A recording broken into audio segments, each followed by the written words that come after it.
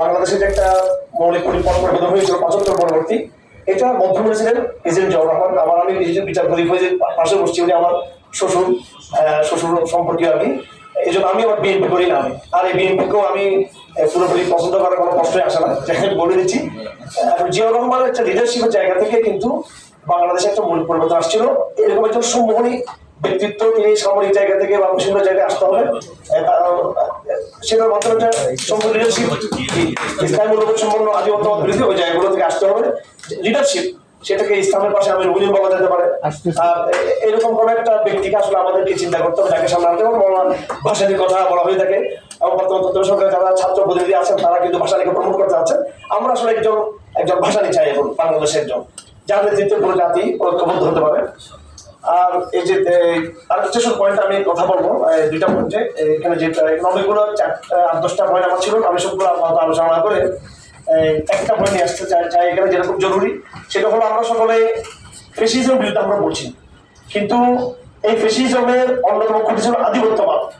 বাংলাদেশের আর্টিকেল 145 লেখা আছে, সব আন্তর্জাতিক চুক্তি রাষ্ট্রপতির কাছে জমা হবে, তিনি সেগুলো সংসদের সামনে উপস্থাপন করবেন। তবে যেসব চুক্তি জাতীয় নিরাপত্তার সাথে সম্পৃক্ত সেগুলো গোপন সেশনে সংসদ উপস্থাপন করা হয়। এই যে গোপন থাকা হচ্ছে চুক্তিগুলো, কোনো চুক্তি গোপন থাকতে পারবে না। এবং আমি মনে করি বাংলাদেশের ফেসিশন হচ্ছেও বড় আমাদের জন্য থ্রেট হলো ভারতের আধিপত্যবাদ। সুতরাং আগামী দিনে এমন আমাদেরকে কিছু জাতীয় নীতি আমাদেরকে রেডি করতে হবে, যার মাধ্যমে আমাদের যে ন্যাশনাল যে সিকিউরিটি যেটাকে বলা হয়, এই ন্যাশনাল সিকিউরিটি জায়গা থেকে এবং ন্যাশনাল যে থ্রেট, আফসোসের সাথে বলতে হচ্ছে বিগত ১৭ বছর জঙ্গিবাদ দমন নামে বর্তমান ডেলি স্টার যে জেনারেটিভ তৈরি করেছে, এবং বিদেশি আধিপত্যবাদী শক্তি তাদের যে কনস্পাইরেসি করেছিল, সেই জায়গাতে আমাদের রাষ্ট্রের বড় শক্তিগুলো, এলিট শক্তিগুলো যুক্ত হয়ে তারা ন্যাশনাল সিকিউরিটির জন্য থ্রেট মনে করছে একমাত্র ইসলাম পথ থাকে। এটার জন্য শত ডকুমেন্ট আমি শত ডকুমেন্ট সাহায্য করতে পারবো, যে ন্যাশনাল সিকিউরিটির জন্য থ্রেট কি রোহিঙ্গা, ন্যাশনাল সিকিউরিটি থ্রেট কি হুজুররা, ন্যাশনাল সিকিউরিটির জন্য থ্রেট কি কলেজ বিশ্ববিদ্যালয়ে উঠতি যে ইসলামী প্রজন্ম এরা। এই অথচ যেখানে এই আধিপত্যবাদী শক্তিগুলো আমাদের রাষ্ট্রের সার্বভৌমিক সম্পর্ক ধ্বংস করে দিয়েছে, তাদের বিরুদ্ধে কোনো আইন নেই, তাদের বিরুদ্ধে কোনো জাতীয় চেতনা নেই। এই জন্য সংবিধানে আগামী দিনে স্পষ্টভাবে আধিপত্যবাদ বিরোধী শক্তির বিরুদ্ধে আমাদের national policy, national security policy আমাদের তৈরি করতে হবে। এবং আরেকটি বিষয় ভাই আসিফ আপনাদের বক্তব্য আমি একটু পর্যবেক্ষণ দিতে চাই।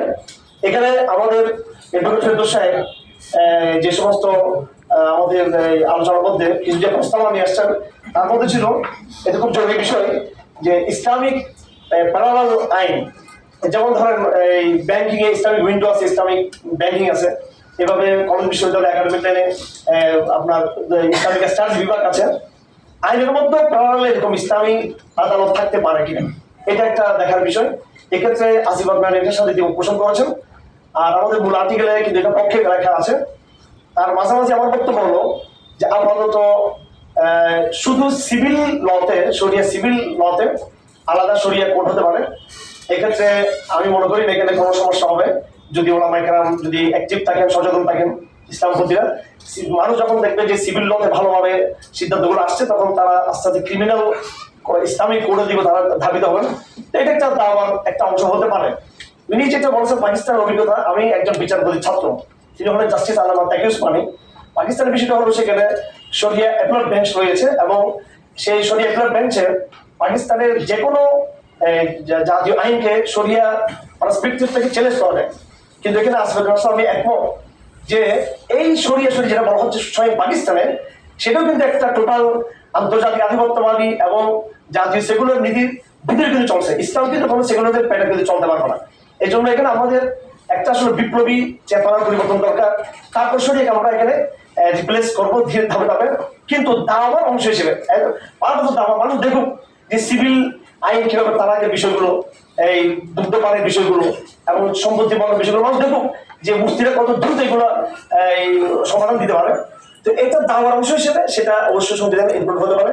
সকলকে ধন্যবাদ যারা এখানে এসেছেন, সকলকে আবার করছি, এবং যারা এখানে এসেছেন তাদেরকে ধন্যবাদ জানাচ্ছি। আমি সর্বশেষ আমার অত্যন্ত শ্রদ্ধাভাজন ব্যক্তিত্ব, ওনার নাম বলতে হচ্ছে, যিনি কারাগার ছিলেন, ডক্টর কাজী ইব্রাহিম সাহেব হাফিজুল্লাহ তাআলা। ওনার অনেক আমি কারাগার দেখে আসছি কারাগারে।